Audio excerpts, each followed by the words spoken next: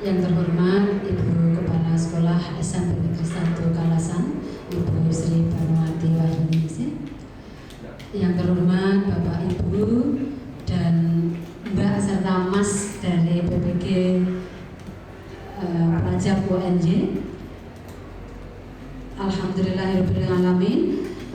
Pertama-tama marilah kita panjatkan puji syukur kehadirat Allah Subhanahu wa Ta'ala yang sampai saat ini kita masih diberi banyak sekali kenikmatan, khususnya nikmat sempat dan nikmat sehat, sehingga kita bisa berkumpul di aula kita tercinta di SMP Negeri 1 Kalasan ini dalam rangka sosialisasi atau pengimbasan modul dari pendidikan guru penggerak. Bapak Ibu dan Mbak serta Mas yang saya hormati, sebenarnya ini lebih cocoknya itu untuk BK. Kemarin pun saya juga bingung ini kok satu kelas itu ada TK, SD, SMP, SMA dan sebagainya. Tapi ya tidak masalah. Ternyata setelah ada materi saya baru tahu. Oke, Bapak dan Ibu serta Mbak dan Mas yang saya hormati, sebelum acara kita mulai pengimbasan modul pendidikan guru penggerak ini, akan saya bacakan dulu susunan acara yang akan kita lalui pada siang hari ini. Untuk yang pertama adalah pembukaan, yang kedua sambutan dari Ibu Kepala Sekolah SMP Negeri 1 Kalasan, yang ketiga pengimbasan modul dari narasumber 1 yaitu Bapak Sudrajat Pengantara. Kemudian dilanjutkan acara yang keempat, pengimbasan modul dari saya sendiri, Titi Marwati. Yang kelima adalah penutup.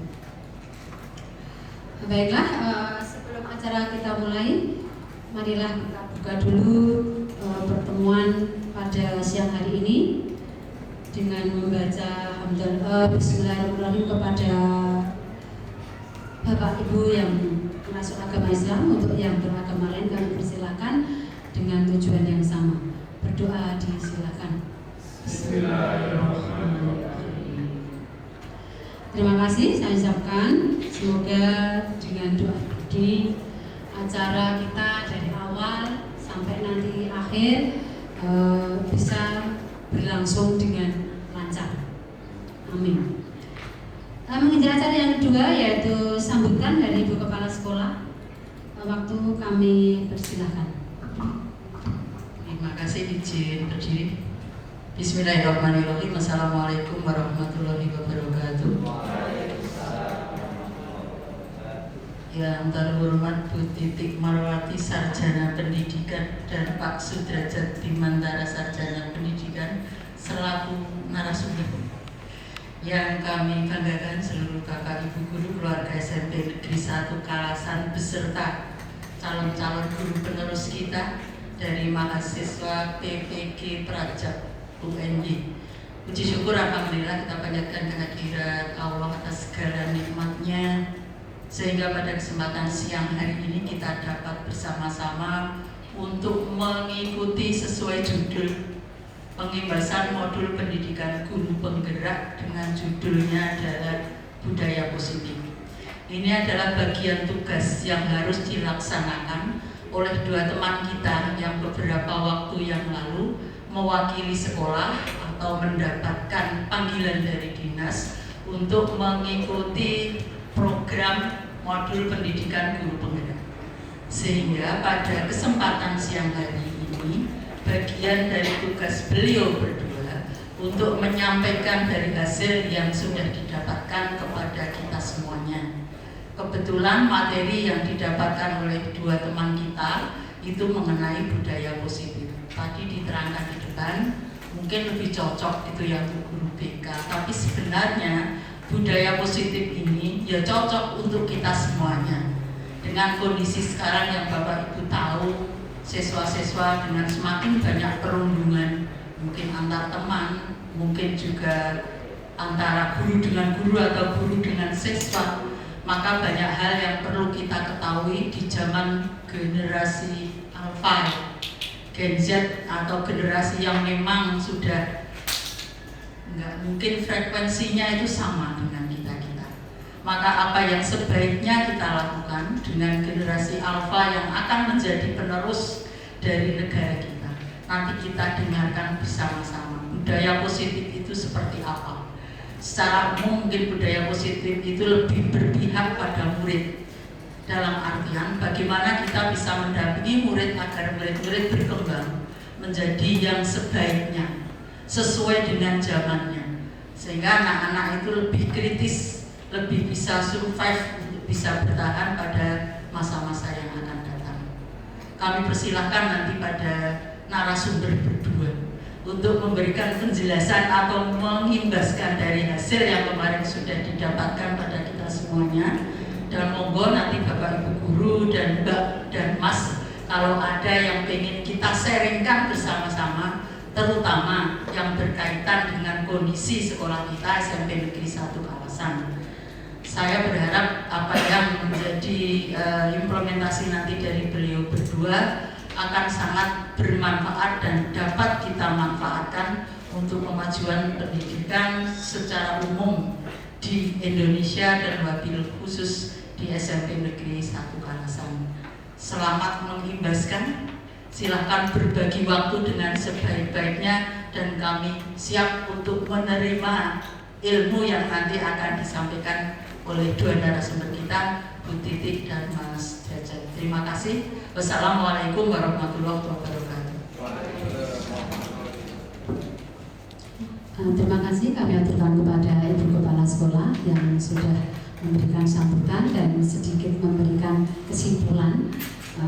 Memang betul apa seperti nantikan ke Ibu Kepala itu bahwa materi budaya positif ini materi secara umum. Menurut dari GBPP itu salah satu dari 10 modul. Jadi ada 10 modul dari guru penggerak itu, salah satunya adalah budaya positif.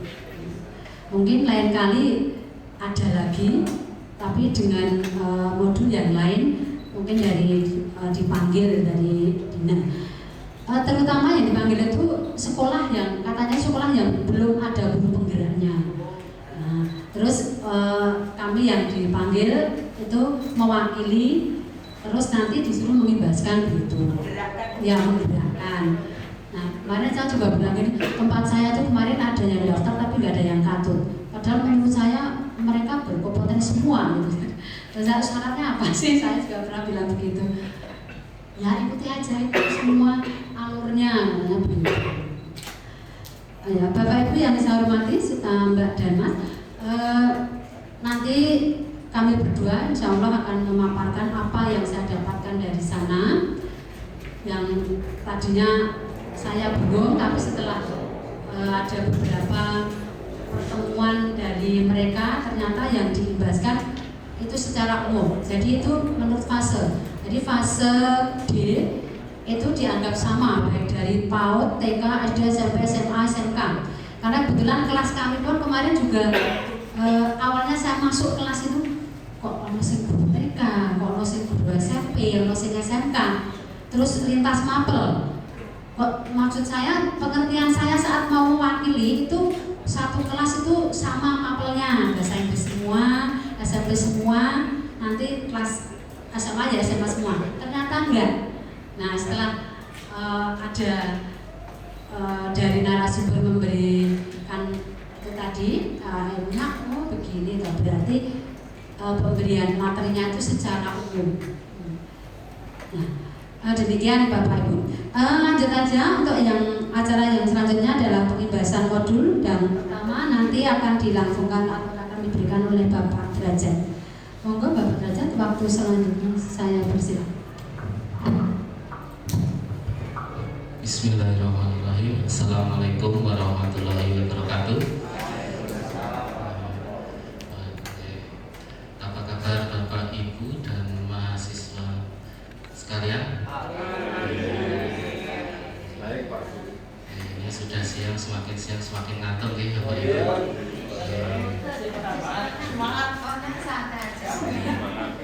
Sebelumnya di sini saya dan Bu Titik Marwati yang disampaikan tadi minta waktunya untuk mensosialisasikan materi modul pendidikan guru penggerak.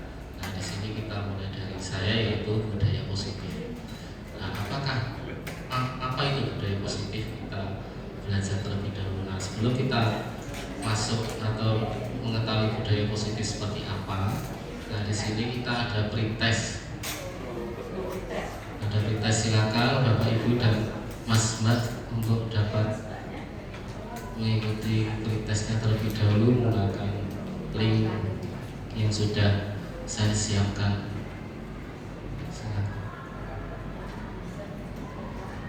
Silakan bisa dikerjakan untuk mengetahui gambaran bagaimana mengenai budaya positif, dan nanti yang akan dilanjutkan yaitu materi tentang restitusi.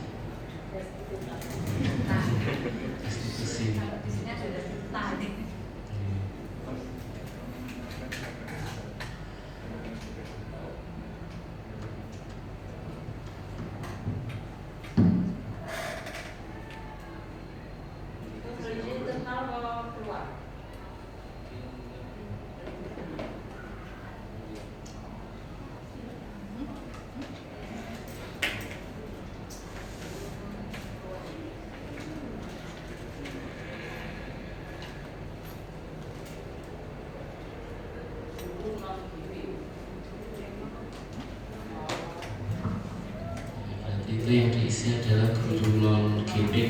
GP itu guru.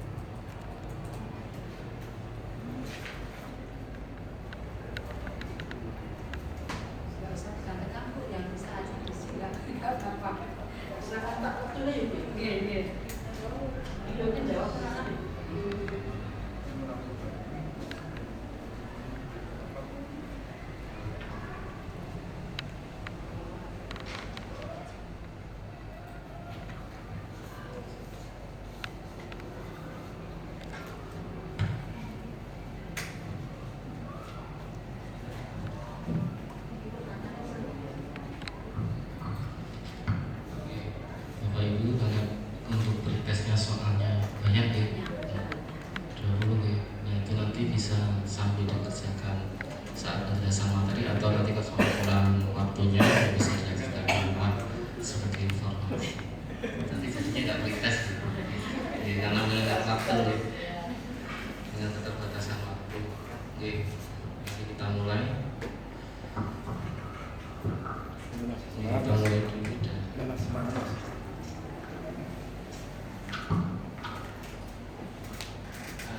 Kita mulai dulu dari di sini, itu kesepakatan kelas. Nah, kesepakatan kelas di sini biasanya kita kalau di kelas itu membuat aturan kelas. Nah, aturan kelas biasanya di sini anak-anak di sini mendiskusikan apa yang menjadi keinginan mereka di kelas. Termasuk juga Bapak Ibu guru wali kelas di sini juga ikut andil dalam membuat aturan kelas. Nah, di sini yang dimaksud fokus dan aktif yaitu di sini siswa yang berperan dan fokus untuk menentukan kelas mereka mau dibuat seperti apa, dan aktif juga dalam memberikan pendapat atau suara untuk kelas mereka itu mau dijadikan seperti apa. Untuk anak-anak yang kelas 7 dan kelas 8 sekarang, kelas mereka sudah dibuat sesuai kreasinya masing-masing, atau sering disebut juga itu kelas impian. Nah, itu bentuk dari kesepakatan kelas dan fokus serta keaktifan anak-anak dalam kelas mereka. Nah, di sini itu disiplin positif dan kebijakan universal. Itu seperti apa? Mari kita lihat. Nah, bisa lihat di sini itu cobalah buka kepalan tangan, terus tangan itu berisi berian, yaitu di sini menunjukkan bahwa aturan kelas ataupun di sini kalau untuk di materi ini sering disebutnya keyakinan kelas. Nah, biasanya aturan kelas itu sifatnya ada yang memaksa, ada yang juga bentuk larangan, memaksa, dan di sini artinya yaitu melarang. Nah, di sini diwujudkan dengan genggaman tangan. Genggaman tangan di sini itu artinya pemaksaan dengan kata larangan. Kemudian ketika coba dibuka tangannya, itu coba minta anak mengambil genggaman berian itu, dalam artinya di sini dalam artian anak-anak di sini diminta untuk bersuara atau berpendapat keyakinan kelas apa yang ingin mereka buat. Sedangkan di sini Bapak Ibu guru wali kelas fungsinya bukan lagi untuk ikut andil dalam memberikan suara, dalam arti memberikan aturan kelas, aturan kelas, tetapi di sini sebagai fasilitator. Itu sini ketika ada genggaman yang berupa pemaksaan, kemudian Bapak Ibu guru mengajak membuka, yuk kita jangan memaksa ataupun di sini atau keterpaksaan, kita coba dibuka dengan kesadaran masing-masing bahwa di sini bukan lagi namanya aturan kelas, tetapi keyakinan kelas, karena keyakinan kelas ini dibentuk atas dasar seluruh siswa yang yakin untuk kelasnya mau dibentuk seperti apa. Lanjut. Nah, miskonsepsi tentang kontrol di sekolah. Nah, di sini guru mengontrol murid. Tapi saya bacakan di sini, pada dasarnya kita tidak dapat memaksa murid untuk berbuat sesuatu jikalau murid memilih untuk tidak melakukannya. Kemudian semua perilaku memiliki tujuan terhadap perilaku yang tidak disukai. Nah, maksudnya yaitu ketika di sini siswa, karena di sini banyak siswa yang belajar di sekolah, siswa itu memiliki banyak karakter. Nah, Bapak Ibu guru di sini ada kalanya tidak bisa mengontrol satu persatu atau tidak bisa mengontrol secara keseluruhan siswa ketika berperilaku di sekolah. Contoh saja ketika di sini masih dijumpai ketika anak-anak di sini bajunya masih dikeluarkan, nah, terus ketika diingatkan oleh Bapak Ibu guru, bajunya keluar Pak, nggak sengaja. Nah, itu ada beberapa siswa ataupun ada satu siswa yang kadang kita miss, dan itu memang sudah jadi aturan sekolah, tapi kadang memang sudah jadi karakter dari siswa tersebut yang terbiasa untuk ingin bebas. Terus yang kedua, semua penguatan positif, efektif, dan bermanfaat. Penguatan positif atau bujukan adalah bentuk kontrol segala usaha mempengaruhi murid agar mengulangi suatu hal, perilaku tertentu adalah suatu usaha untuk mengontrol murid tersebut. Jadi di sini ketika murid melakukan perbuatan salah, kemudian di sini kita mengingatkan, jangan langsung mengejudge atau menyalahkan siswa bahwa kamu seperti ini, besok jangan diulangi. Tapi di sini mari kita tanyakan dulu kronologinya seperti apa, mengapa hal tersebut bisa terjadi. Kemudian di sini kita mengajak atau berdiskusi untuk supaya murid melakukan hal yang positif supaya tidak mengulangi hal kesalahan yang dia lakukan sebelumnya. Terus pada waktu tertentu murid akan menyadari bahwa bisa jadi menolak atau justru tergantung pada guru. Nah, di sini maksudnya yaitu, nah, untuk kejadian di sekolah ini, kita belajar di sekolah ini gitu, masih ada beberapa siswa dengan sengaja, contoh baju dikeluarkan tadi itu gitu. Nah, itu sengaja dikeluarkan dengan tujuan siswa tersebut mencari perhatian Bapak Ibu guru supaya anak tersebut selalu diingatkan. Nah, tujuannya ini berarti dia bergantung pada guru atau di sini minta perhatian pada guru. Kemudian kritik dan membuat orang merasa bersalah dapat menguatkan karakter. menggunakan kritik dan rasa bersalah untuk mengontrol murid menuju pada identitas gagal. Nah, maksudnya di sini yaitu kita boleh pada kala tertentu mengkritik siswa, dalam artian di sini bila siswa tersebut awalnya sudah kita coba ingatkan dengan baik, bila hal tersebut dilakukan kembali, maka kita perlu kritik siswa tersebut dengan tujuan supaya siswa tersebut sadar akan kesalahannya. Terus mereka belajar untuk merasa buruk tentang diri mereka. Maksudnya belajar buruk itu belajar tentang kesalahan yang mereka lakukan supaya kesalahan tersebut tidak diulangi. Terus kita lanjut. Nah, selanjutnya itu perubahan paradigma stimulus respon kepada teori kontrol. Terlihat semua Bapak Ibu? Ya jelas. Stimulus respon yaitu realitas kebutuhan kita untuk melihat semua orang sama. Kita mencoba mengubah agar berpandangan hal sama dengan kita. Perilaku buruk dapat dilihat suatu dari kesalahan. Kemudian orang lain bisa mengontrol saya bisa mengontrol orang lain. Pemaksaan ada pada saat bujukan gagal, model berpikir menang kalah. Nah, di sini yang terjadi pada teori ini stimulus respon. Dari yang pertama, realitas kebutuhan kita sama, yaitu semua siswa pada hakikatnya mereka tujuan utamanya itu belajar. Jadi mereka mempunyai hak atau realitas yang nyata yaitu belajar. Terus yang kedua, semua orang melihat hal yang sama. Hal yang sama di sini diartikan sebagai setelah anak-anak di sini sudah menyadari kewajibannya sebagai seorang belajar yang mempunyai kewajiban untuk belajar, maka anak tersebut supaya melihat hal yang sama yaitu mereka harus belajar dengan baik sesuai dengan kewajibannya. Kalau contoh di sekolah ini atau di sekolah lain bisa juga yaitu setiap sekolah memberikan seragam yang sama supaya semua anak atau semua orang yang ada di sekolah di sini supaya terlihat sama dan tidak ada yang dibeda-bedakan.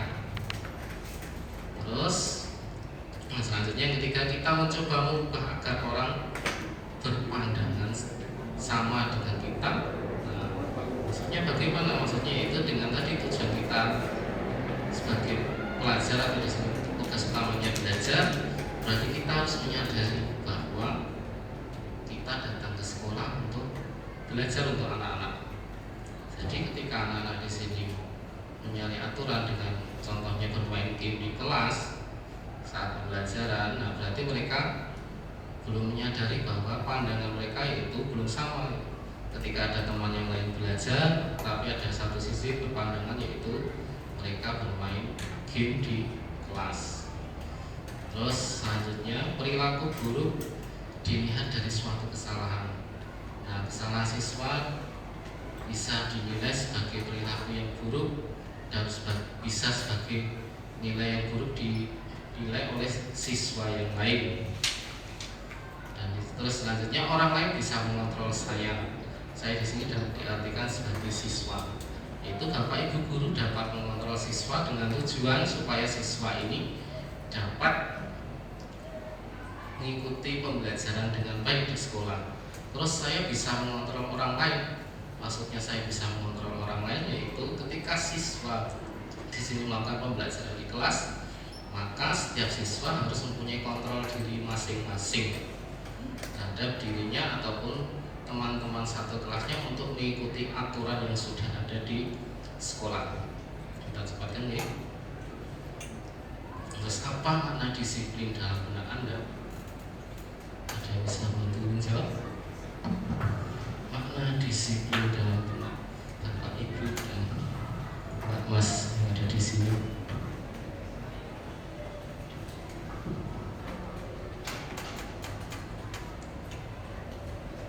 Yang di depan membuat makna disiplin atau apa?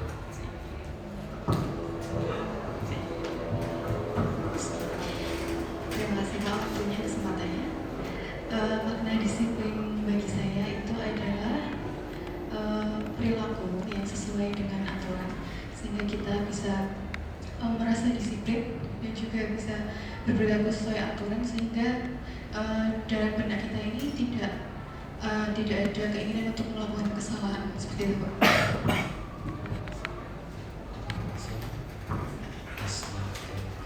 Berarti berperilaku disiplin itu berperilaku sesuai dengan aturan ya Pak ya.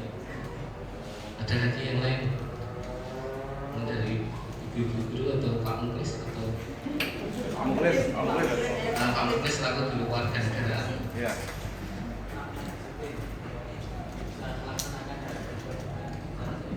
Bisa melaksanakan hak dan kewajiban secara seimbang. Ya, ada lagi satu lagi dari ibu-ibu. Ya, Bu Rini, monggo Bu Rini. Perasaan taat dan patuh terhadap nilai-nilai yang dipercaya merupakan tanggung jawab. Perasaan pada nilai taat dan patuh terhadap nilai-nilai yang dipercaya yang merupakan tanggung jawab. ya, merupakan tanggung jawab. Ya, dari ketiga pendapat yang sudah disampaikan, benar ya? Kita lihat di sini. Nah,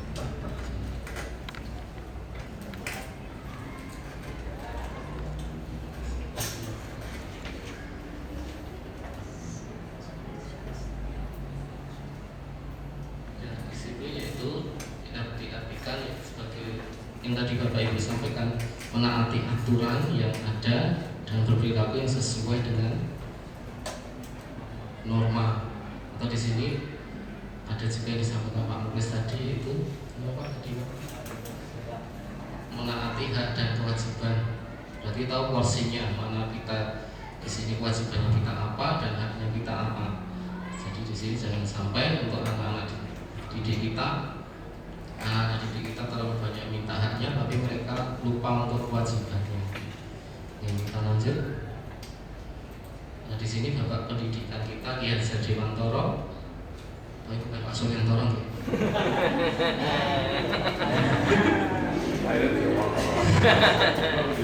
Ya, Pak Suryantoro ini Bapak Kepala Dinas ini. Bapak Kiai Hajar Dewantoro menyatakan bahwa di mana ada kemerdekaan, di situ harus ada disiplin yang kuat. Sesungguhnya disiplin itu bersifat self disiplin atau disiplin pada diri sendiri yang mewajibkan kita sekeras-kerasnya, tapi itu sama saja, sebab jika kalau kita tidak cakap melakukan disiplin diri, wajiblah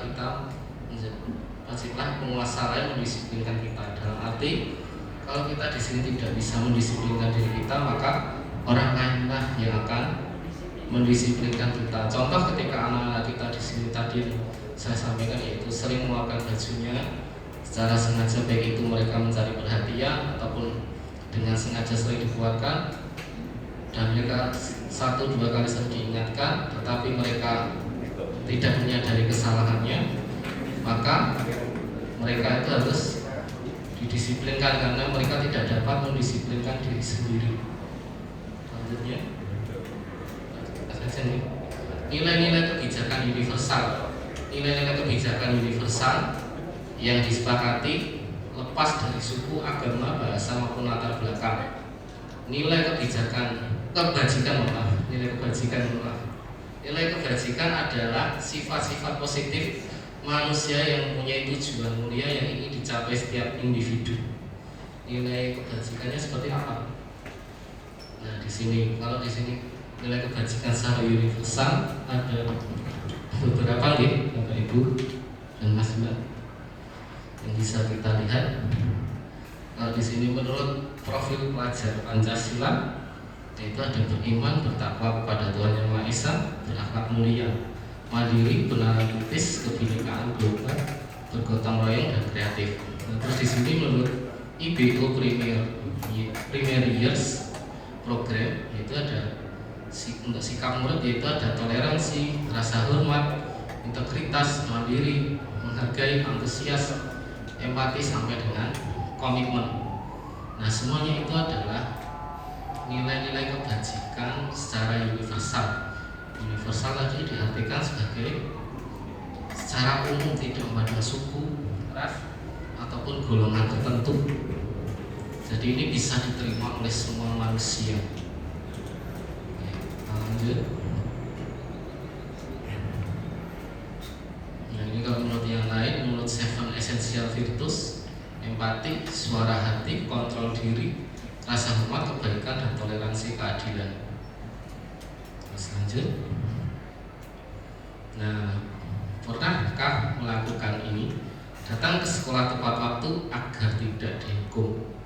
Nah, ketika kita bertanya kepada anak-anak, nah, kamu datang ke sekolah awal karena apa? Ada yang menjawab piket, ada yang menjawab supaya tidak dihukum, tidak dimarahi Pak Apri.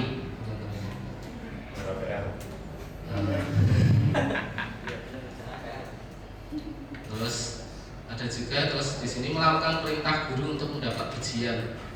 Nah, di sini ada memang kalau di sini untuk anak-anak Spensaka tidak ada yang melakukan sesuatu hanya untuk mendapat ujian. Mereka di sini tulus atau menyadari kewajibannya untuk mengerjakan tugas. Tapi kadang-kala memang harus ada yang perlu diingatkan. Terus selanjutnya melakukan kebaikan, memang seharusnya kita lakukan kebaikan pada orang lain. Nah, di sini berarti anak-anak atau bapak ibu guru menyadari bahwa kebaikan yang kita lakukan memang seharusnya kita terapkan untuk kita lakukan untuk kebaikan sesama. Berarti di sini yang seperti katakan Pak Mubes tadi sudah menyadari hak dan kewajiban. Lanjut. 3 motivasi perilaku manusia untuk menghindari ketidaknyamanan atau hukuman tadi yang contoh di awal, yaitu datang lebih awal supaya tidak dihukum atau dimarahi bapak ibu guru. Terus yang kedua, nah, untuk mendapatkan imbalan penghargaan dari orang lain. Nah, di sini masih ada itu ketika mengerjakan ujian contoh ataupun yang lain, Pak, nanti kita dapat apa? Nah, jadi anak-anak tersebut semangat mengerjakan, tapi semangatnya karena ingin mendapatkan penghargaan atau imbalan tertentu. Tapi tidak apa-apa, untuk sesekali mereka harus diberi motivasi sebagai penghargaan mereka. Terus untuk menjadi orang yang mereka inginkan dan menghargai diri sendiri dengan percaya nilai-nilai yang mereka percaya. Yang dimaksud yaitu di sini mereka harus menjadi pribadi masing-masing tanpa perlu di sini mengikuti orang lain dengan cara terpaksa, tapi mereka lebih baik jadi diri sendiri dan mereka bisa mengimbaskan atau menularkan kebaikan pada orang lain. Nah, tujuan dari disiplin positif atau yang saya sampaikan ini, budaya positif, yaitu menanamkan motivasi pada siswa untuk menjadi apa yang mereka inginkan dan menghargai diri sendiri dengan nilai-nilai yang mereka percaya. Motivasi yang timbul dari dalam diri siswa atau motivasi intrinsik. Terus yang selanjutnya motivasi berjangka. Terus yang ketiga yaitu motivasi yang tidak terpengaruh pada adanya hukuman atau hadiah. Nah, dari yang pertama yang timbul pada diri sendiri, berarti mereka sudah menyadari bahwa tujuan disiplin positif itu mereka menyadari hak dan kewajiban. Terus yang berjangka, berarti di sini mereka harus belajar bagaimana untuk mendisiplinkan diri mereka. Dan untuk yang berjangka dan tidak terpengaruh, yaitu di sini supaya mereka di sini belajar disiplin untuk masa depan mereka. Karena di masa depan ketika mereka tidak disiplin, maka orang lain yang akan mendisiplinkan. Seperti itu. Nah, terus selanjutnya yaitu jika murid melanggar peraturan, apa yang Anda lakukan? Memberi hukuman, menyita sesuatu yang menjadikan pelanggaran, memberi poin negatif, atau tanda tanya. Kita lanjut. Apa dampak dari hukuman? Nah, di sini ketika kita di sini menghukum suatu siswa atau menghukum siswa, murid menjadi tersakiti.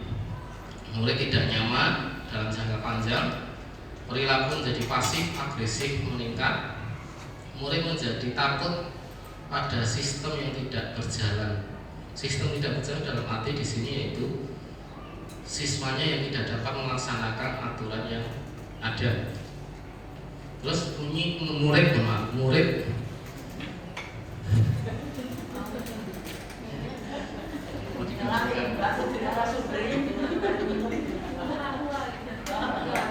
menyembunyikan kesalahan. Manis-manisnya. Oke, selanjutnya. Bapak Ibu kok udah ngantuk? Murid marah karena merasa tidak bersalah dan di sini rendah diri. Terus selanjutnya yaitu dalam menjalankan peraturan ataupun keyakinan kelas, bila mana ada pelanggaran tertentu tentunya suatu kejadian hal tersebut untuk kita perlu meninjau ulang atau mengecek kejadian tersebut supaya penegakan aturan atau keyakinan kelas itu sesuai dengan apa yang kita yakini. Terus tindakan terhadap suatu pelanggaran pada umumnya berbentuk hukuman atau konsekuensi. Nah, di sini kemudian saya perkenalkan sebuah program disiplin positif atau yang dinamakan restitusi. Nah, untuk disiplin positif atau restitusi akan dijelaskan oleh Bu Titik Marwati.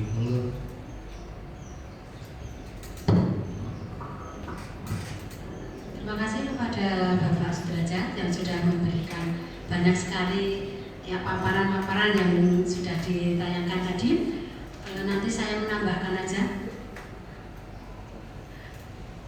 Biar tidak tekan Bapak Ibu. Biar tidak tekan, mari kita berdiri sebentar. Mohon maaf, monggo Bapak Ibu, Mbak dan Mas berdiri sebentar. Kita ya biar lemes dulu. Dari tadi kok paru ya? Nah, ya untuk yang biar enggak tegang itu aja. Kita akan ini aja nyanyi lagunya pramuka, sampai kita pramuka itu ya. Yang nyanyi itu kalau kau suka hati tepuk tangan, nanti ada prok-prok gitu ya. Kalau kau suka hati injak bumi, kalau kau suka hati mari kita lakukan. Kalau kau suka hati bilang hore, hore. Itu dia Bu ya, Bapak? Sambil nyanyi enggak? Iya, sambil nyanyi. Ya. Saya yakin semuanya udah bisa ya. Monggo, 1, 2, 3. Kalau kau suka hati tepuk tangan, kalau kau suka hati injak bumi, kalau kau suka hati mari kita lakukan. Kalau kau suka hati bilang hore, hore. Terima kasih. Sekarang gini, masih. Sekarang bilangnya ini yang kedua. Misalnya pertama tadi kan tepuk tangan ya. Kalau kau suka hati tepuk tangan. Bapak Ibu guru tidak tepuk tangan tapi injak bumi. Ya. Saya bilang tepuk tangan tapi injak bumi gitu yang kedua. Kalau saya ya. Jadi kalau saya bilang gini, kalau kau suka hati tepuk tangan. Nah, ya betul. Bapak Ibu semuanya yang ada di sini ya. Jadi kalau saya bilang sekali lagi nggih, iki ada hubungannya karo hukuman mau lho. Kalau kau suka hati tepuk tangan, ada yang kedua, bruk. Kalau kau suka hati injak bumi, hore. Hore. Yang kedua berikutnya. Terus kalau kau suka hati ke situ enggak? oh boleh. Oh Bapak salah-salah gitu. Ini sambil katanya senam otak gitu ya. Jadi kalau kesepakatan kalau saya bilang tepuk tangan, Bapak Ibu tidak tepuk tangan tapi kalau saya bilang injak bumi, Bapak Ibu yang berikutnya adalah hore. Kalau saya saya bilang hore berarti Bapak Ibu tepuk tangan. Oke, siap ya? Ini senam otak ini.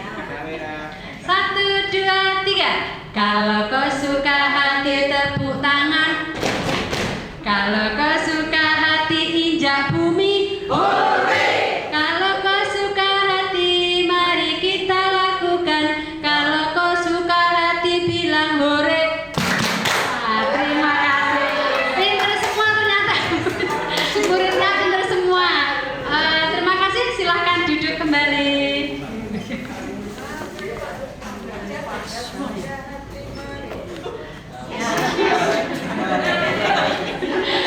Ya. Oke, terima kasih sekali. Saya lagi sama-sama terima kasih Bapak dan Ibu, Mbak dan Mas masih masih kerasan bersama kami di sini ya, dalam rangka mengikuti pengimbasan dari apa yang kami dapatkan di saat kami mengikuti pengimbasan bagi guru penggerak. Bapak Ibu yang saya hormati, saya hanya akan menambahkan aja karena sudah ada beberapa teori yang sudah disampaikan oleh Bapak Sederajat. Tidak akan saya ulang, kalau misalnya kebetulan sama nanti saya skip aja. Karena materinya sama, cuma membuatnya PowerPoint aja yang berbeda. Oke, ini yang tadi sudah membangun budaya positif. Salah satu cara menyiapkan nada yang subur bagi tumbuhnya murid tadi sudah dijelaskan. Jadi budaya positif itu sendiri ada di sekolah ialah nilai-nilai atau keyakinan-keyakinan dan kebiasaan-kebiasaan di sekolah yang berpihak pada murid yang sesuai dengan kebijakan universal agar murid dapat berkembang menjadi pribadi yang kritis dan penuh hormat serta tanggung jawab. Ini yang akhirnya nanti yang kita inginkan pada anak kita itu ya. Jadi berkembang menjadi pribadi yang kritis, penuh hormat dan bertanggung jawab. Karena kalau dilihat sekarang ini anak-anak kan hormatnya kepada terutama guru aja sudah agak berkurang ya. Nah nanti diharapkan kita ini sebagai bapak dan ibunya kalau di sekolah yang akan ya meluruskan mereka itu. Kemudian lanjut, nah ini sekarang apa pentingnya menciptakan budaya positif di sekolah? Ayo Bapak Ibu, apa pentingnya ini? Kira-kira penting nggak itu budaya positif itu diterapkan di sekolah? Terus, penting sekali ya. Mungkin Mbaknya bisa jawab? Menurut saya Bu, pentingnya menciptakan budaya positif di sekolah agar terciptanya situasi yang aman, nyaman di sekolah itu sendiri Bu. Iya, terima kasih. Tepuk tangan. Kalau budaya positif sudah tercipta, otomatis anak-anak tuh kalau belajar kan juga ya nyaman. Oke. Yang kedua, apa pengaruh terciptanya budaya positif terhadap efektivitas belajar? Ya, anak lebih efektif ya. Mereka pasti kalau belajar ya tidak apa mungkin. Ada Mas Purles mungkin mau menjawab? Oh, Pak Mahe. Pak Mahe. Yang sebenarnya ini muridnya ngantuk ini. Pengaruh terciptanya budaya positif terhadap efektivitas belajar. Ya, agar dalam menyampaikan materi dapat tersampaikan kepada anak-anak karena kondisinya Sudah aman dan nyaman bagi Oke, wah pintar sekali, tepuk tangan. Ya. Kemudian apa saja usaha Anda selama ini? Kita sebagai pendidik usaha kita menciptakan budaya positif. Bu Ami mungkin? Selalu tidak langsung menjadi, tapi berusaha menggali apa yang dirasakan muridnya tidak langsung, tapi bertanya dulu mengapa kamu seperti ini dan seterusnya. Jadi kita biar tahu persis apa yang saat itu dia alami. Betul sekali. Nah, inilah nanti yang memang inti yang mau saya bahas seperti itu. Oke, terima kasih Bu Ami. Kemudian bagaimana sejauh ini penerapan budaya positif di sekolah kita? Ya, harapan. Ya sudah sudah berlanjut ya, sudah berlangsung, terutama itu sudah dilakukan oleh Bapak Ibu BK ini ya. Oke, terima kasih. Kemudian yang selanjutnya dari ini tadi sudah disampaikan oleh Pak Derajat, saya skip aja. Ini juga sudah. Nah, itu yang ini konsepsi kontrol di sekolah. Tadi teorinya udah banyak disebutkan ya oleh Pak. Sebelumnya tadi bukan. Oh, yang sebelumnya. Oke. Saya jawab nah itu. Oh, Yang miliar tadi. Yang miliar. Ya. Yang PPS ada itu. Oh iya. Ini jawabnya ada ini dong. Jadi yang pertama, ilusi guru mengontrol murid. Nah, nanti ada beberapa yang tadi. Pada dasarnya kita tidak dapat memaksa murid untuk berbuat sesuatu jikalau murid tersebut memilih untuk tidak melakukannya. Jadi ini kita tuh nggak boleh maksa anak. Selagi dia itu belum lepas dari jalur, kita hanya mengawasi saja. Jadi jangan menganggap bahwa kita itu yang sudah tua, yang sudah tahu segalanya, pokoknya aku kudu ini, aku kudu menurut aku. Itu enggak. Jadi walaupun tampaknya guru sedang mengontrol murid, perilaku murid ya, hal demikian karena murid sedang mengizinkan dirinya dikontrol. Saat itu bentuk kontrol dulu menjadi kebutuhan dasar yang dipilih murid tersebut. Ya, dia menyatakan perilaku memiliki tujuan bahkan terhadap perilaku yang tidak disukai. Jadi murid kita tuh kalau dipaksa tuh nggak mau. Yang selanjutnya ini ilusi bahwa semua penguatan positif efektif dan bermanfaat. Itu anggapan kalau kita sebagai guru ya, penguatan positif atau bujukan adalah bentuk kontrol segala usaha mempengaruhi murid agar mengulangi suatu perilaku tertentu adalah suatu usaha untuk mengontrol murid. Bahkan anak pun juga kalau dikontrol terus-menerus itu juga kurang, apalagi anak-anak sekarang. Kalau beda memang zamannya kita dulu ya. Kalau kita diatur, dikontrol itu kita senang. Karena rasa hormat tadi ya, itu masih tinggi sekali. Kita dulu kan patuh ya, beda dengan anak sekarang. Kemudian ada ilusi lagi, ilusi bahwa kritik dan membuat orang merasa bersalah dapat menguatkan karakter. Ya, menggunakan kritik dan rasa bersalah untuk mengontrol murid menuju pada identitas gagal. Mereka belajar untuk merasa buruk tentang diri mereka.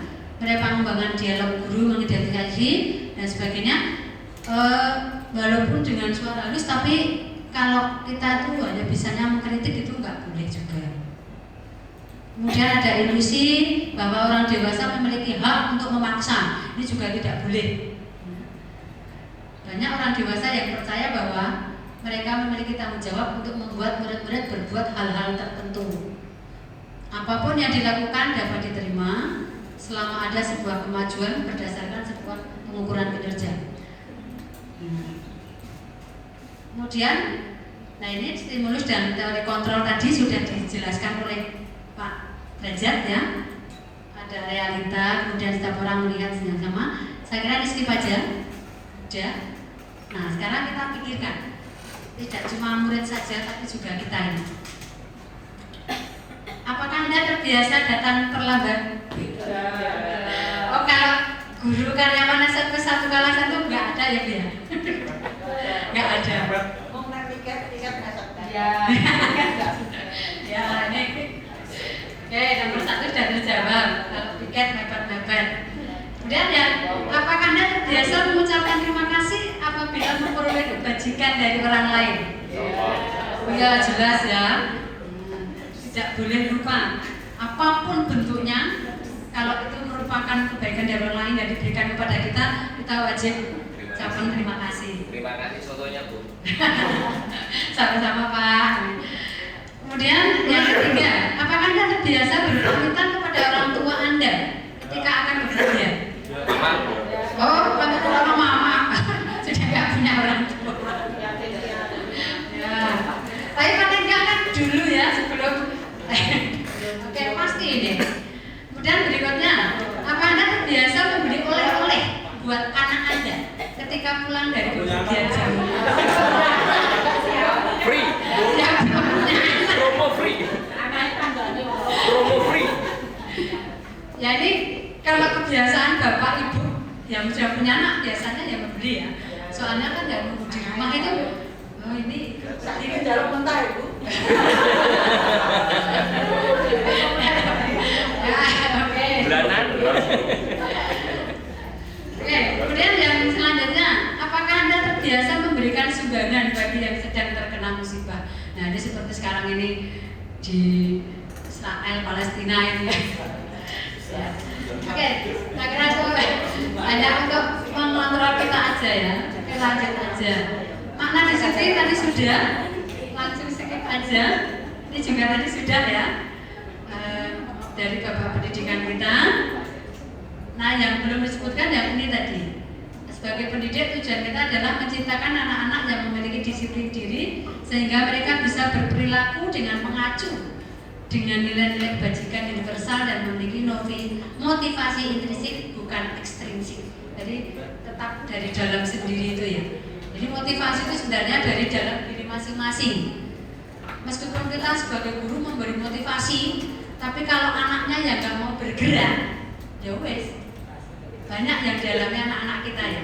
Kita memberi motivasi, tapi merekanya yang nggak mau berubah. Kemudian ada nilai-nilai kebajikan.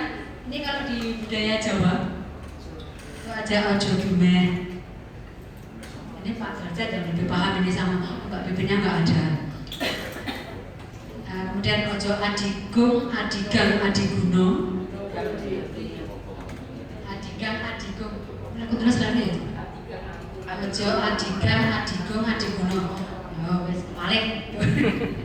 Kemudian Mulan Sariro Hamroso Wani, kemudian bergotong royong, kemudian munduh muaing pakarti, manjing ajo lajar, empan papan, munduh muaing pakarti. Saya tidak akan menjelaskan satu persatu, tapi saya kira semuanya sudah paham. Karena kita, belum? Saya belum yang mana Mbak? Mulan Sariro Hamroso Wani. Mulan Sariro Hamroso Wani. Oke Mas Aga. Iya, saya akan membantu menjawab pertanyaan Bu Yeti. Maksudnya kita mulai dari judulnya dulu. Nah, di sini maksudnya di sini diartikan yaitu kita jangan merasa lebih atau merasa mampu. Terus jadi kita di sini dapat mengontrol siswa ataupun memaksa, di sini artikan memaksa siswa untuk melakukan apa yang kita inginkan. Karena di sini sebetulnya dalam arti kita lebih tua, kita lebih berpengalaman. Karena di sini kita tidak melihat kondisi siswa seperti apa. Terus ojo adigang, adigung, adiguno. Nah, ini ada hubungannya juga dengan ojo dume. Adigang di sini berarti kita di sini merasa berkuasa. Adigung kita merasa besar. Adiguno di sini yaitu kita merasa paling bermanfaat. Atau di sini kita punya pengaruh. Nah, kita jangan merasa seperti itu. Terus Mulan Sariro Sowani. Jadi di sini diartikan yaitu Mulan Sariro berarti diri kita. Kita di sini merasa kuat. Introspeksi diri ataupun bisa juga diartikan karena di sini ada Hamrosowani yaitu diri kita jangan merasa berani terhadap anak ataupun di sini karena kita sebagai pendidik tidak boleh memaksakan anak ataupun begitu juga dengan siswa. Siswa jangan Mulan Sariro Hamrosowani di sini siswa yang merasa berani melanggar aturan dari sekolah ataupun berani melawan aturan dari bapak ibu guru. Terus mundur wahing pakarti berarti di sini siswa menuai apa yang dia terbuat.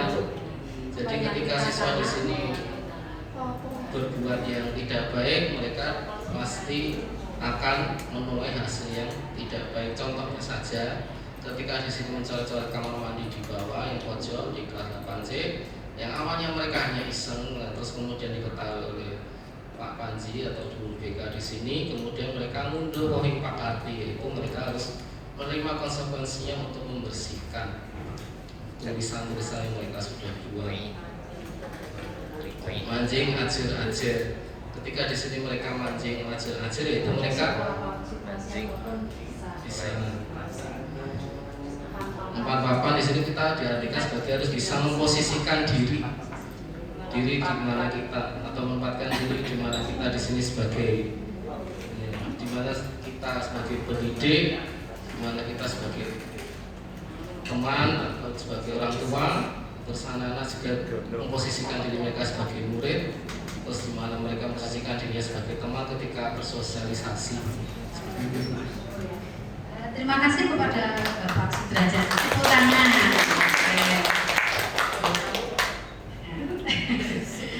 Ini ada dua mundunya ya, nggak apa-apa. Nah, itu semua itu kalau filsafat Jawa. Nah, kalau sekarang umur merdeka, jadi ini nilai-nilai kebajikan yang berdasarkan pada profil pelajar Pancasila. Ada ini, itu hampir sama dengan yang tadi.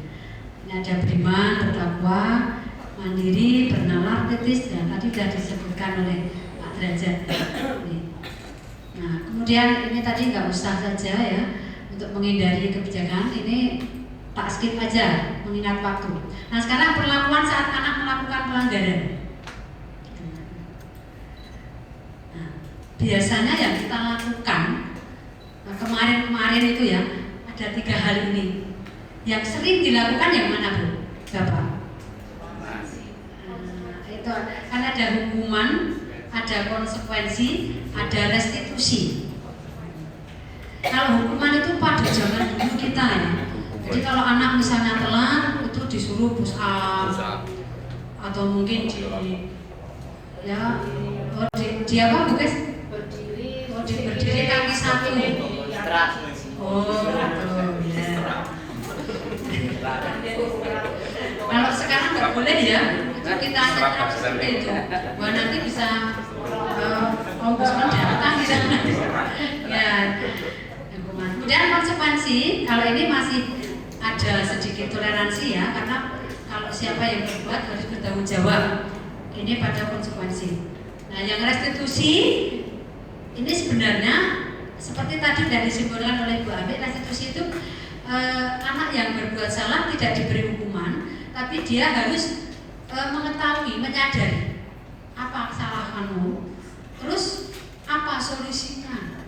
Jadi anak sendiri yang harus, ya bukan mengatakan menghukum diri sendiri enggak, tapi harus mencari solusi supaya nanti dia tidak mengulangi lagi. Itulah nanti yang pada restitusi. Oke, tindakan yang diambil di atas sebuah pelanggaran yang dilakukan siswa ada 3 tadi ya, ada hukuman, konsekuensi, sama restitusi. Ini hukuman itu ini bersifat tidak terencana atau tiba-tiba, karena tidak tahu apa yang akan terjadi dan tidak dilibatkan. Hukuman bersifat satu arah dari pihak guru yang memberikan, dan murid hanya menerima suatu hukuman tanpa melalui suatu kesepakatan atau pengarahan dari pihak guru, baik sebelum atau sesudahnya. Hukum yang diberikan bisa berupa fisik maupun psikis. Murid atau anak disakiti oleh suatu perbuatan atau kata-kata. Ini sekarang nggak boleh. Mungkin mengatakan, yes, makanya nggak boleh lah. Kemudian yang konsekuensinya ini, konsekuensi adalah sudah terencana, ya sudah terencana atau sudah disepakati bersama. Karena kamu, tapi ada konsekuensi yang mendidik, misalnya datang telat, kebetulan dia piket, ya boleh lah disuruh nyapu di selasar atau bagaimana, konsekuensinya itu masih boleh dilakukan. Nah, untuk yang ketiga, restitusi, bukan restituta ya, tapi restitusi. Restitusi adalah proses kolaboratif yang mengajarkan murid untuk mencari solusi untuk masalah dan membantu murid berpikir tentang orang seperti apa yang mereka inginkan dan bagaimana mereka harus memperlakukan orang lain. Jadi nanti yang sekarang ini diminta itu adalah yang restitusi, sehingga hukuman dihilangkan. Ya kecuali naik rotok mangkal banget kan, mungkin masih sosok itu ya.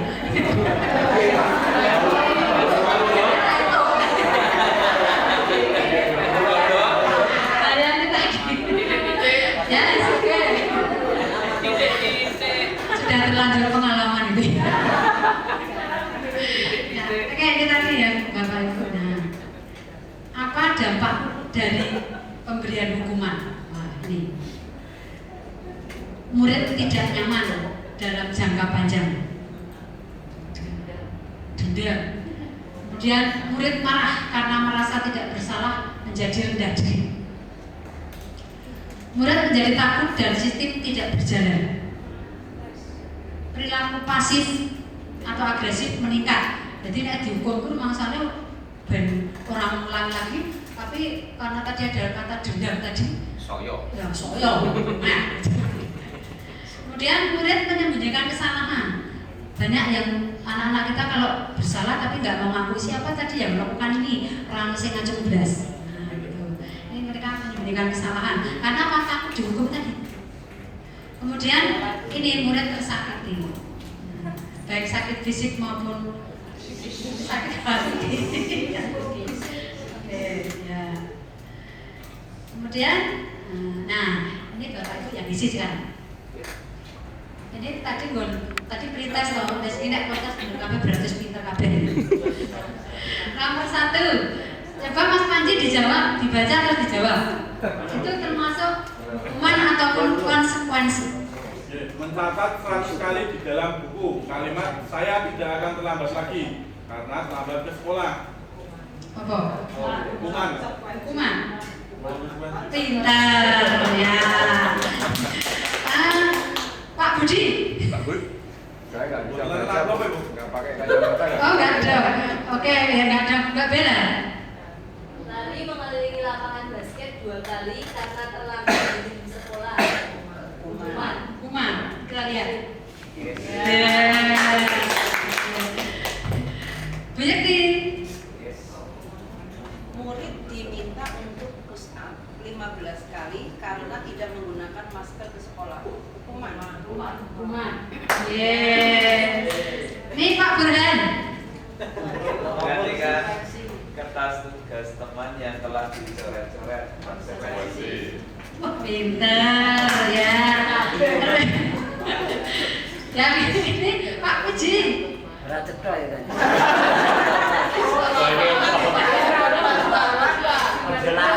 Oh, maju atau masih bisa? Oh, kalau belum ya, Bu Ami aja Bu Ami. Membersihkan tumpahan air di meja tulis karena tersenggol pada saat Konsekuensi. Pintar ya. Kemudian ya, Mbak Edi. Murid disuruh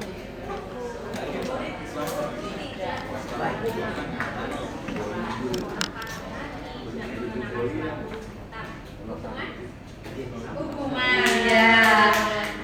Yang terakhir. Mbak Mas.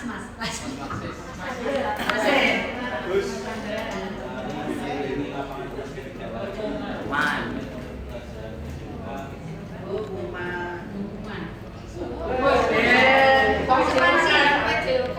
Ya, pelajaran PJOK ya, pelajaran PJOK. Jadi dia konsekuensinya harus lari bukan hukuman. Tepuk tangan buat Bapak Ibu semuanya. Nah, udah pintar semua bundanya ini kan. Oke. Nah, ini tadi ringkasannya dalam menjalankan peraturan ataupun keyakinan kelas. Ini bila mana ada suatu pelanggaran, tentunya sesuatu harus terjadi. Untuk itu kita perlu meninjau ulang tindakan penegakan peraturan atau keyakinan kelas sekolah kita selama ini. Tindakan terhadap satu pelanggaran pada umumnya berbentuk hukuman atau konsekuensi. Nah, ini programnya yang disiplin, hukuman, konsekuensi, dan restitusi. Kalau misalnya sesuatu yang menyakitkan harus terjadi, konsekuensinya sesuatu harus terjadi. Restitusinya merupakan pilihan. Kemudian apabila ada tidak nyaman, nanti restitusinya menguatkan untuk murid atau anak dalam jangka waktu yang panjang. Kemudian kalau tadi hukuman korban mendapatkan keadilan, konsekuensinya korban tidak bisa diabaikan, ini korban mendapatkan ganti sampai ke bawah ya. usah saya bacakan semuanya, dibaca sendiri aja. Sampai ini anak membenci peraturan, konsekuensinya murid atau anak menghormati peraturan. Sedangkan yang restitusinya murid atau anak menghormati dirinya dan orang lain. Karena dari restitusi itu datang dari hati siswa itu sendiri untuk mengubah perilaku menjadi anak yang lebih baik. Kemudian lanjut, ini apabila identitas gagal, identitasnya sukses.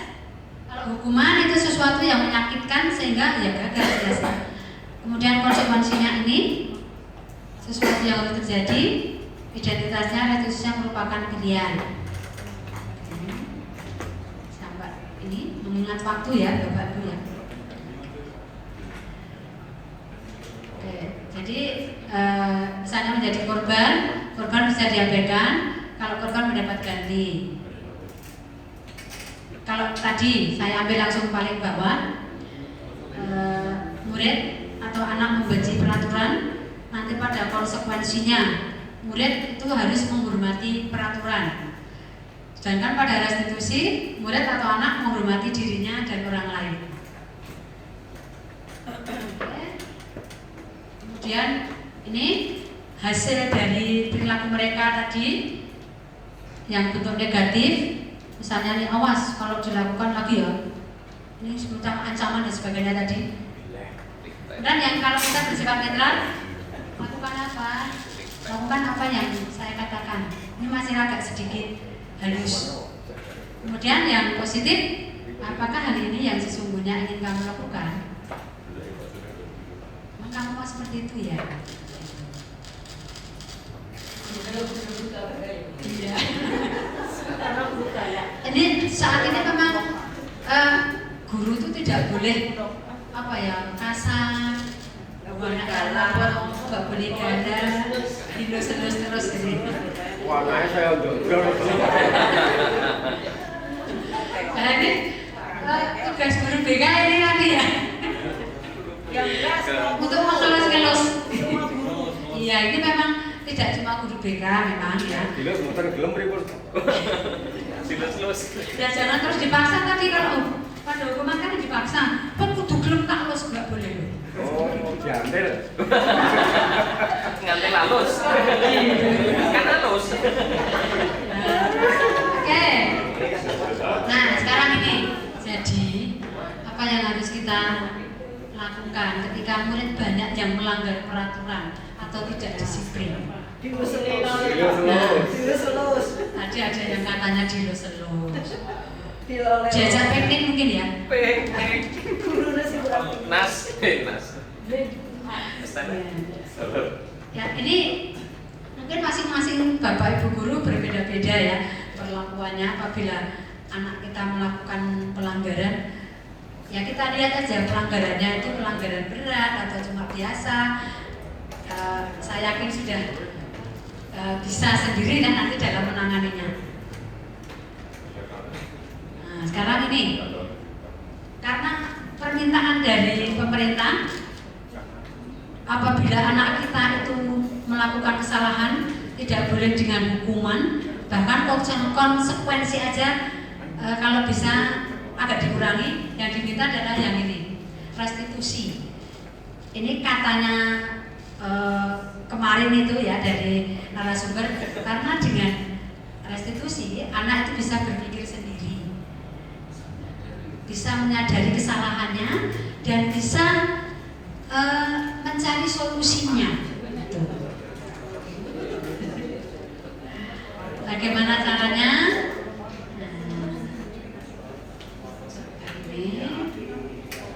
Tapi ini ya, ini dari Alkinkon ya. Saat kita berulang kali menjanjikan hadiah, tadi disebutkan oleh Pak Belajar, hadiah itu sebenarnya tidak selamanya bagus, tapi memang kita lihat sikonnya. Kadang juga memberi motivasi. Kemudian di ikon ini skip aja. Tadi sudah oleh Pak Derajat. Ini juga tak skip aja ya. Nah sekarang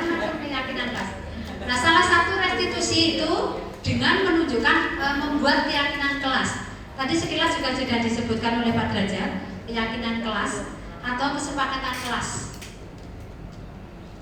Nah, keyakinan kelas itu apa? Di sini keyakinan kelas adalah nilai-nilai kebajikan universal yang disusun dan disepakati bersama sebagai sarana mewujudkan situasi atau lingkungan yang mendukung bertumbuh dan berkembang sebuah komunitas. Ini. Jadi yang membuat kesepakatan kelas atau keyakinan kelas. Nah, ini seseorang akan lebih tergerak dan bersemangat untuk menjalankan keyakinannya daripada hanya sekedar mengikuti serangkaian peraturan tertulis tanpa makna. Maksudnya di sini apabila kesepakatan itu sudah dibuat bersama-sama satu kelas, nah anak akan lebih patuh pada itu. Kadang untuk peraturan sekolah yang sudah dilaksanakan juga, tapi kalau ada keyakinan kelas yang akan bisa memberi motivasi kepada anak akan lebih mematuhi yang sudah diyakini itu. Karena nanti kalau misalnya mereka melanggar dan terus ada salah satu teman membacakan keyakinan kelas itu tadi, anak itu akan sadar, oh iya, itu tadi kami juga ikut membuat peraturan kelas, jadi saya tidak boleh melanggar. Masa kelas 7-8 enggak? Saya 7 sama 9. Di kelas 7-8 itu kan ada kesepakatan kelas. Menurut Ibu jalan enggak? Ada yang jalan, ada yang enggak, Bu. Kesepakatan yang panjangan baca itu ada enggak yang berkaitan dengan terakhir? Ada, misalnya ada yang ada juga, Bu, misalnya tidak boleh rame di kelas, tidak boleh mencontek, tidak boleh panggil nama orang tua. Siswanya dipanggil dengan nama orang tua ada. Terus ada tidak boleh datang terlambat juga ada.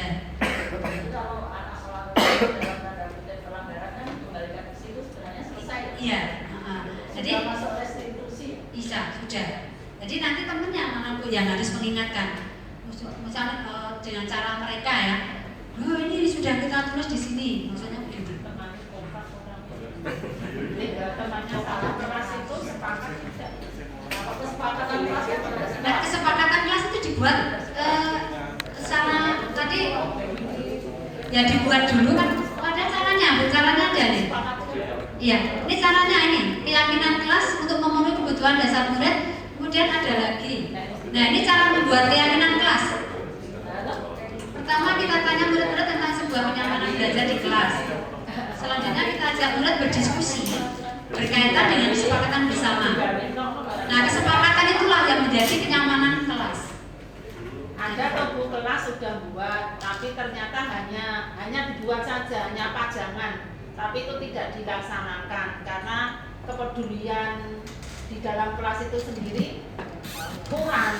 Nah, itu mungkin perlu motivasi untuk kesepakatan yang dibuat itu harus apa ya? Ya ini kesepakatan yang kamu buat ini ya harus dilaksanakan betul-betul. Nah itu mungkin harus ada koordinatornya.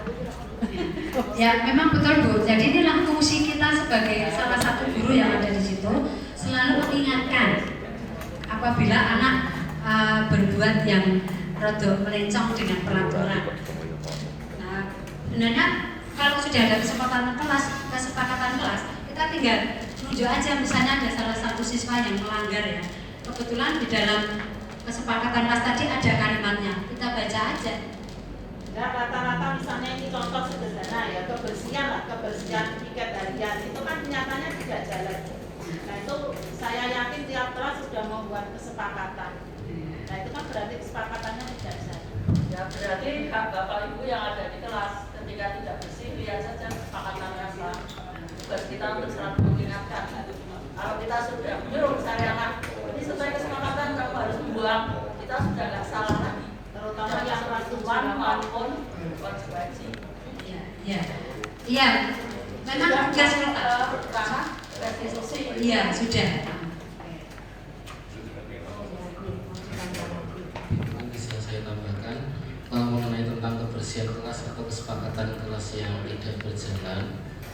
Itu dari Bapak Ibu guru sebagai fasilitator atau sebagai kontrol di setiap kelas itu di sini Bapak Ibu guru tugasnya hanya mengingatkan, dan di sini selain mengingatkan yaitu ada lagi bagaimana tanggung jawabmu di kelas ketika kesepakatan atau keyakinan kelas ini sudah dibuat, padahal keyakinan tersebut adalah usulan kamu sendiri atas dasar keinginan kamu sendiri, bukan keinginan Bapak Ibu. Di sini Bapak Ibu guru yang ada di kelas hanya sebagai memfasilitasi dan merangkum apa yang kamu inginkan, jadi sebagai kontrol saja. Benar yang dikatakan Bu Bano tadi, harus memang selalu diingatkan yang belum berjalan dengan semestinya, dan jangan dijadikan seperti Bukis katakan hanya sebagai pajangan seperti itu. Terima kasih tambahan penjelasan dari Bapak Derajat, terutama yang ini nomor 2 dari bawah itu loh Bu. Semua warga kelas hendaknya ikut berkontribusi dalam pembuatan keyakinan kelas lewat kegiatan curah pendapat. Nah, kalau mereka sudah mengikuti kegiatannya, kan otomatis kesepakatannya diambil bersama juga. Nah, harusnya warga kelas yang tadi ikut andil dalam pembuatan ya harusnya memang patuh.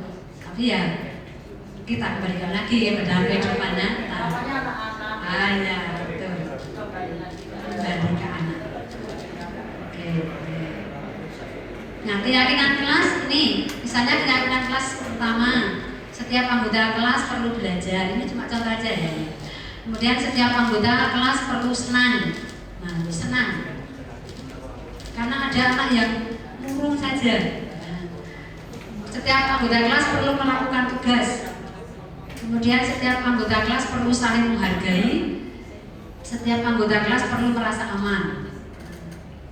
Kemudian contoh yang lain, selalu bersikap positif, senantiasa menjadi diri yang terbaik, percaya dan menghormati orang lain serta barang miliknya, berkomitmen terhadap setiap tugas, senantiasa membantu. Nah, untuk yang ketujuh ini bagus banget ini ya. Hormat. Kami meyakini bahwa sangat penting untuk menghormati semua orang dan barang milik orang lain. Ini salah satunya yang tidak menghormati temannya itu membuli tadi, memanggil teman dengan sebutan nama bapaknya. Itu kan berarti nggak menghormati. Nah, itu nanti yang akan kami pakai untuk syuting video anak-anak, kita ambil yang itu nanti. Kalau yang Pak Derajat beda lagi.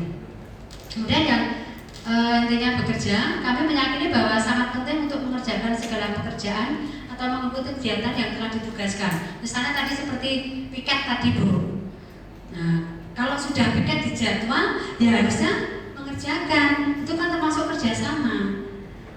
Nah, yang tidak piket ya pasti ada yang bengok. Ayo si piket sopo. Gitu. Kemudian merasa diterima dan dimiliki. Ya, kami meyakini bahwa sangat penting untuk merasa diterima pada suatu kelompok dan saling peduli satu sama lain. Ini tidak berada geng-gengan gitu maksudnya. Karena di kelas pun juga ada geng toilet, kelompoknya A, kelompoknya B gitu. Kan kalau ada anak yang pendiam saja, tempatnya dia nggak punya kelompok. Nah, dia kan ya padahal tadi ada harus menciptakan rasa senang dan gembira di dalam kelas. Nah, simulasi keyakinan kelas nanti kami yang melakukan dengan anak-anak. Ini segitiga restitusinya yang paling saya langsung bawa aja. Nah, tadi udah banyak dijelaskan oleh Pak Derajat. Nah, sekarang ini apa sih disiplin itu? Tadi sudah banyak yang menjawab. Ini disiplin dari bahasa. Disiplin pada prinsipnya adalah sebuah pengajaran tingkah laku dengan penuh kasih sayang, sehingga masuk dalam pikiran dan hati murid atau anak. Jadi kita tuh kalau ngandani anak harus dengan dari hati ke hati gitu maksudnya. Kalau misalnya anak kebetulan yang melakukan salah, kita tidak boleh menjudge begitu aja. Kamu misalnya begitu. Kenalnya enggak.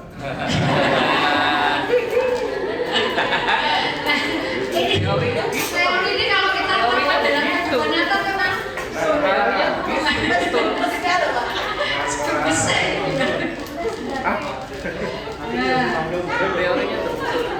jadi saya ini anak bilang terangnya sesek mulai gini.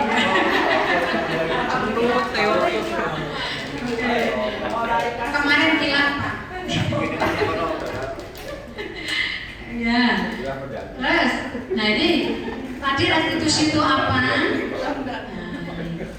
Restitusi adalah proses menciptakan kondisi bagi murid untuk memperbaiki kesalahan mereka, sehingga mereka bisa kembali pada kelompok mereka dengan karakter yang lebih kuat. Ini kalau dari dosen. Kemudian saya langsung dosen yang lain. Dosen gogo. Ini seorang ahli yang sudah meneliti tentang restitusi ya.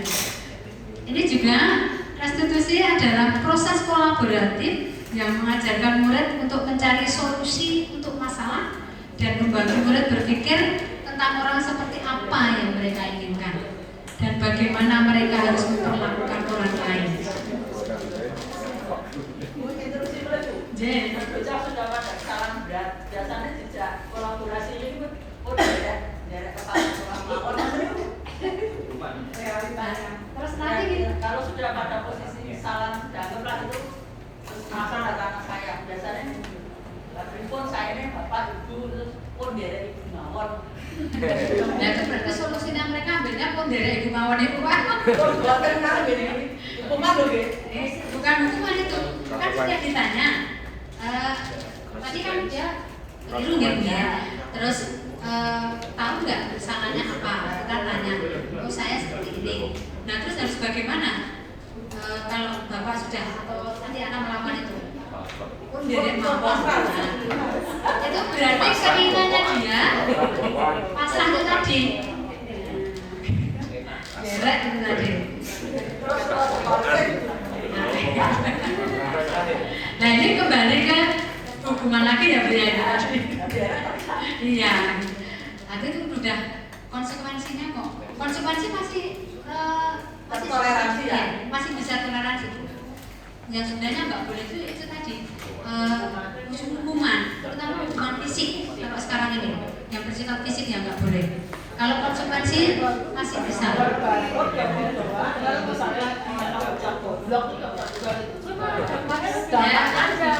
Oke. Jawabannya kalau tahu besok nggak usah dibilang lagi gitu ya. Ini sudah restitusi. Pinter termasuk ini. Nah ini restitusi membantu murid menjadi lebih memiliki tujuan, disiplin positif, dan memulihkan dirinya setelah berbuat salah. Nah ini yang penekanannya. Penekanannya bukanlah bagaimana berperilaku untuk menyenangkan orang lain atau menghindari ketidaknyamanan, namun tujuannya adalah menjadi orang yang menghargai nilai-nilai kebajikan yang mereka percayai. Ya intinya pokoknya solusinya itu diambil atau datang dari diri individu itu. Nah ini melalui restitusi, ketika murid berbuat salah, guru akan menanggapi dengan cara yang memungkinkan murid untuk membuat evaluasi internal tentang apa yang dapat mereka lakukan untuk memperbaiki kesalahan mereka dan mendapatkan kembali harga dirinya. Ini restitusi itu menguntungkan korban, tapi juga menguntungkan orang yang telah berbuat salah. Tadi itu yang dipanggil temennya dengan sebutan orang tua itu, dia kan tadi lapor kalau gini gitu.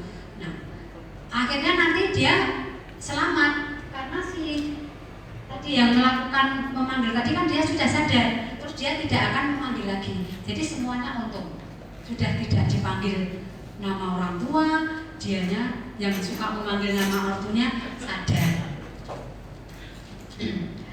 Oke, peluang yang berat itu. Nah, kemudian ciri-ciri restitusi bukan untuk menebus kesalahan, tapi mencari belajar dari kesalahan. Restitusi memperbaiki hubungan. Restitusi adalah tawaran, bukan paksaan. Itu tadi Bu Bano meskipun itu tawaran tadi ya Bu ya, bukan paksa. Coba aku perusahaan ini putrane jenengan dibutuh enggak? Kita ini sudah tawaran. Mengundurkan diri mawon.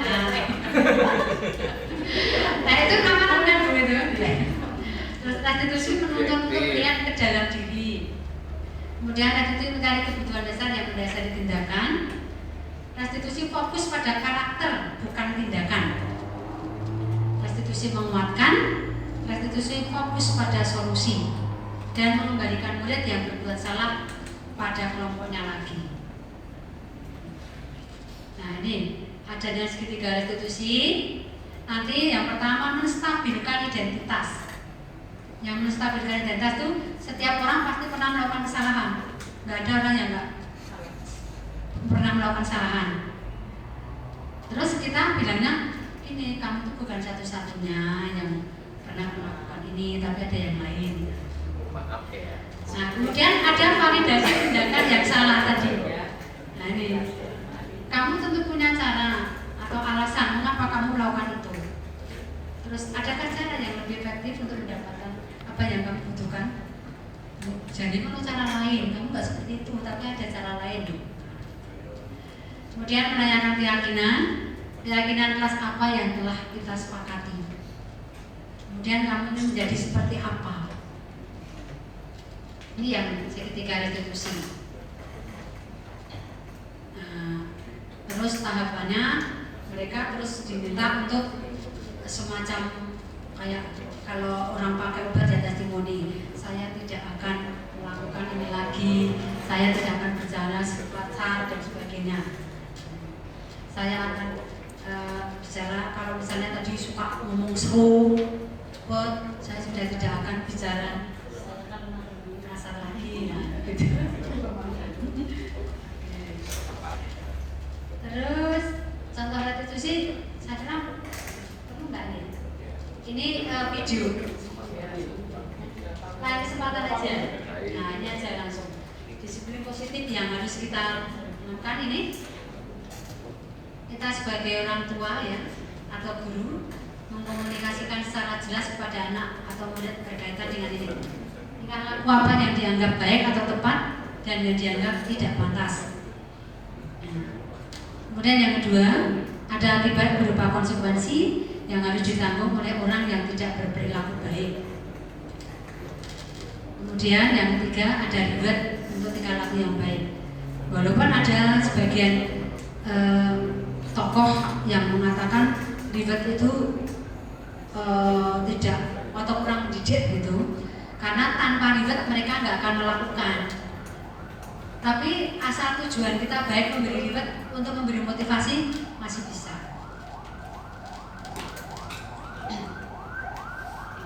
Kemudian disiplin positif ini bertindak sesuai nilai bajikan universal. Yang lainnya mampu mengontrol diri. Kemudian bertanggung jawab dengan apa yang dipilih untuk dilakukan. Dan lagi tahu tujuan yang ingin dicapai. Kemudian muncul dari hati nurani. Yang terakhir motivasi intrinsik. Inilah disiplin positif. Ini dari kesimpulan tadi yang sudah dipaparkan oleh Pak Derajat, kami buat kesimpulannya semacam ini. Ada tadi. Nah, ini manfaatnya. Ini yang terakhir. Manfaat disiplin positif membantu anak untuk menumbuhkan rasa bertanggung jawab dan punya rasa sense of belonging. Kemudian yang kedua, efektif untuk jangka panjang. Yang ketiga, mengajarkan social and life skills yang diperlukan untuk mengembangkan karakter yang baik.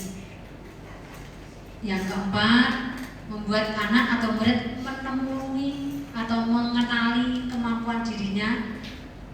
Ini katanya mengenali tadi. Sorry, di saya salah ya. Menemukan dan kenali. Ini mengenali. Maaf. Saya kemampuan dirinya dan menggunakannya secara konstruktif.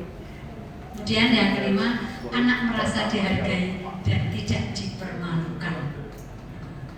Ini ending dari budaya positif ini tadi. Oke, simulasinya nanti saya. Terima kasih. Ini dari tingkah laku semoga jadi kebiasaan. Dari kebiasaan yang menetap di hati dan pikiran akan menjadi karakter karakter akan menetap dalam jiwa kita dalam waktu yang panjang. Terima kasih atas perhatiannya. Mungkin yang bisa saya sampaikan. Mungkin kalau ada tanggapan atau mungkin apa saja, kalau kamu bisa menjawab langsung saja jawab. Kalau tidak ya terima kasih.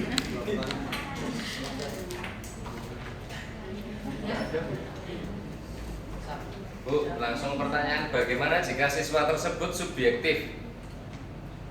Terima kasih. Bagaimana kalau jiwa tersebut subjektif? Ini tak kembalikan dulu kepada Bapak Ibu yang lain.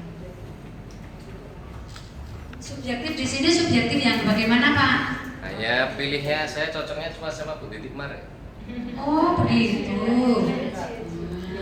Cie-cie tadi. Masa sama mbaknya sih kayak? Ada yang membantu menjawab monggo. Gimana kalau orang kamu si Iki aku nggak mau? Gitu. Oh, Mbak Eni. Kalau Mbak Eni emoh.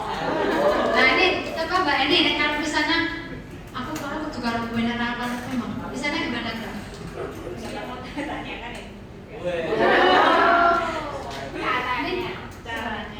Caranya kalau anak itu subjektif. Ada yang mau membantu nih? Tunggu bantu saja.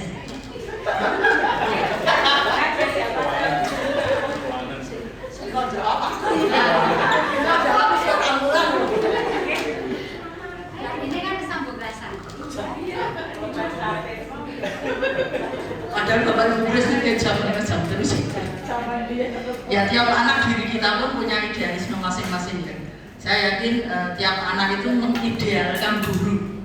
Jadi nek idealnya saya, nek diulang kae ki nyaman, nek diulang B itu nyaman. Dan kenyamanan anak-anak itu memang subjektif. Dan itu sering anak itu sharing saya. Nek saya yang ditanya, saya pasti akan memberikan jawaban.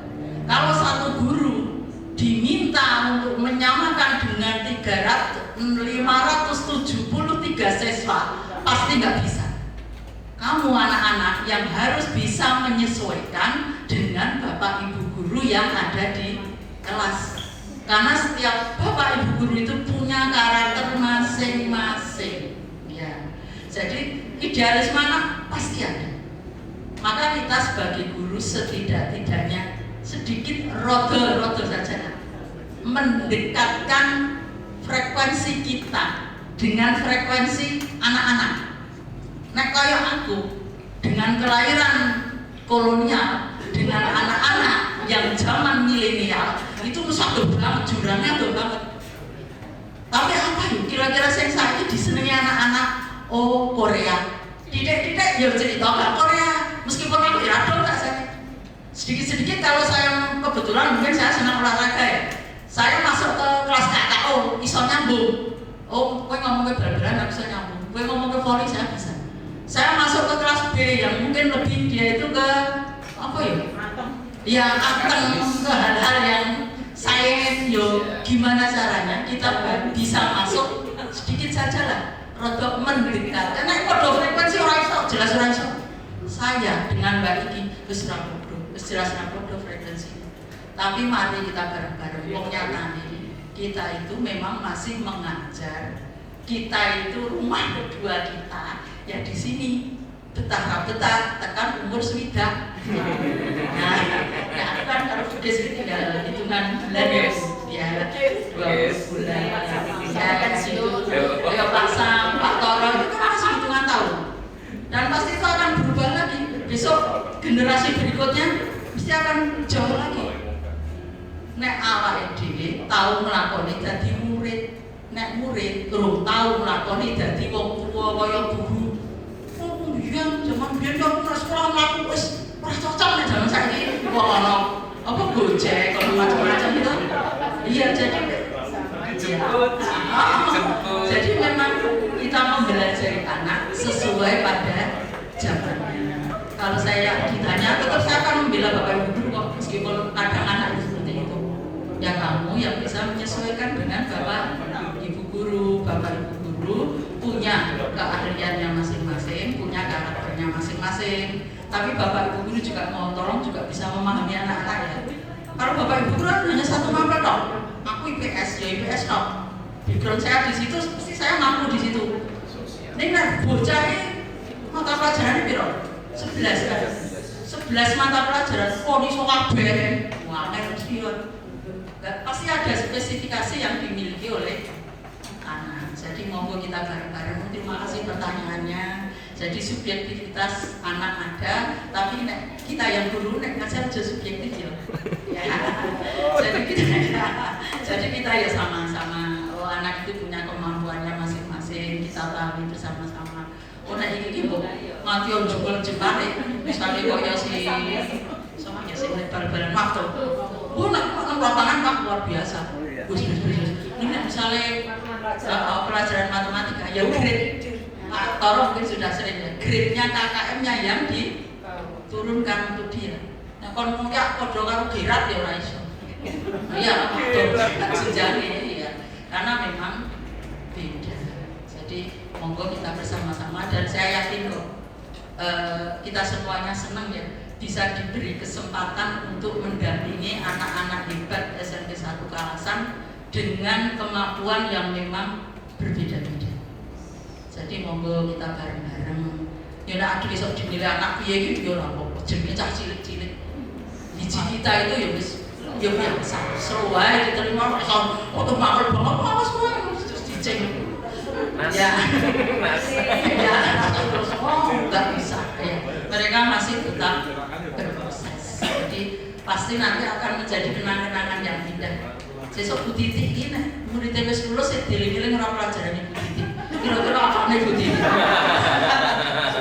Wah, kayaknya suaranya Bu Titi ya. Ya, siapa lagi pasti akan selalu diingat ya kan. Pripun Pak, sama kira-kira jawaban saya.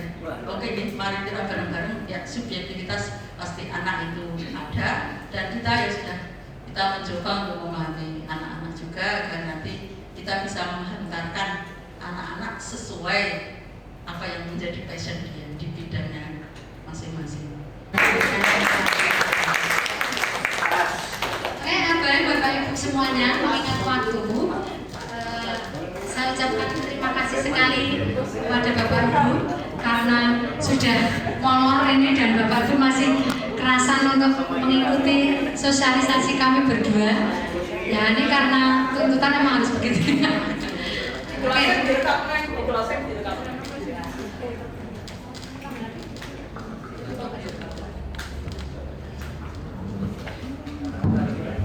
Oke, terima kasih Bapak Ibu dan kakak-kakak mahasiswa yang masih antusias.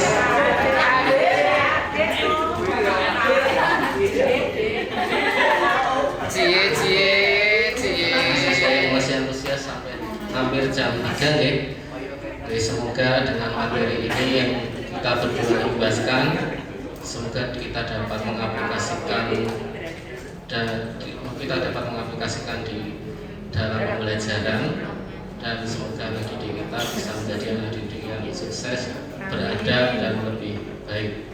Oke, sebelum ditutup di sini ada pantun gitu. Cakep.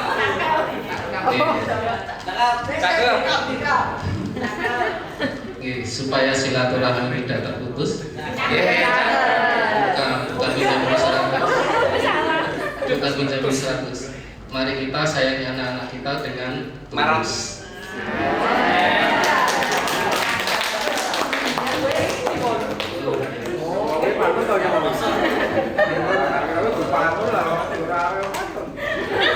Saya masak air dereng. Sos tunggal malih sing basa Jawa. Nggih kupat duduhe santen menawi kula lan Bu Titi kakarepan nyuwun agunging pangapunten.